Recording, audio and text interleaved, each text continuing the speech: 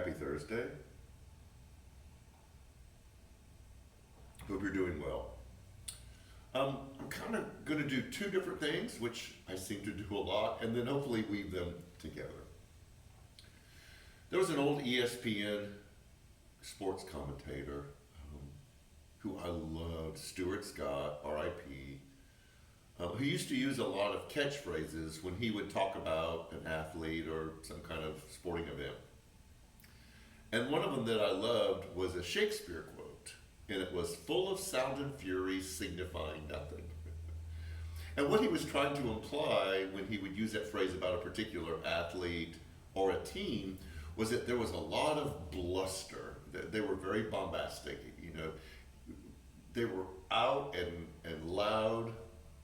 But really behind that, there wasn't really anything significant going on. There wasn't anything substantial.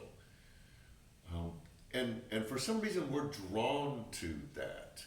We love politicians and preachers and businessmen who are out and they're loud and they're forceful and they're domineering and they're commanding. We like the strong figure. And a lot of times, there's not as much behind all of that facade as there needs to be. So we're attracted to this outlandish, bigger than life character who says a lot of things, but then when you kind of peel away the layers, you realize there's not much there.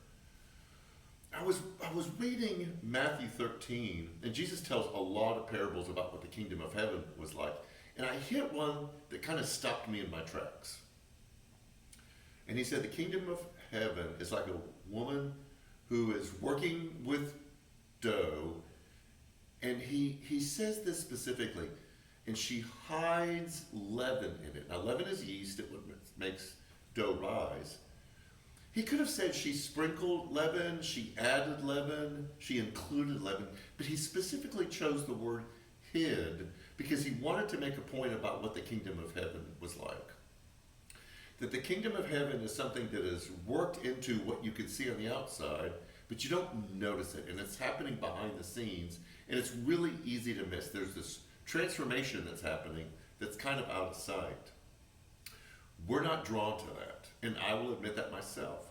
We like the loud, upfront, in your face, I'm kicking butts and taking names, and Jesus says that's not how this kingdom of heaven is entering into our world. It is being done quietly, behind the scenes, and it is very effective. And so this Sunday is our final Sunday in our What Are We Talking About When We Talk About God series. We've talked about humility, we've talked about God being relational, and now we're talking about what does it look like to actually have things happen in this world that God wants to happen.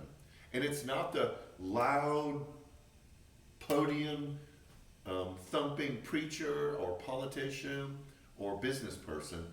It's the people who work quietly behind the scenes, and you know that. We all know that. It's the teacher who never gives up on the kids. It's the social worker who's carrying 100 cases but still taking care of all of them. It's the person who stocks the shelves at the grocery store. It's a person who fills your cup or your water. There are so many subtle things that are happening behind the scenes, and we overlook it because we're not drawn to that. That's not what catches our attention. And so this Sunday, we're going to look at how change really happens, and then how that affects our understanding of who God is. And we finish up our series. There is so much going on in the life of this church. All of this, the repairs will begin in a few weeks. The elders met a couple nights ago, and we worked through it. You've got food pantry this Sunday. You've got student and Promised Land happening this Sunday. We're doing sign-ups for bell ringing. The Women of Worth are doing their cookie decorating contest sign-ups.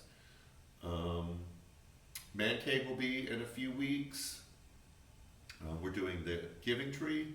I could sit here and list forever all the things that are happening at New Community Church. There's a lot that's happening.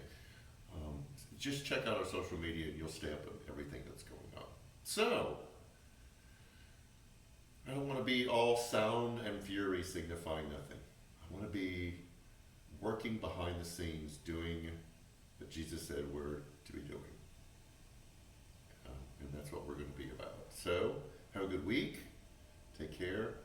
And see you Sunday.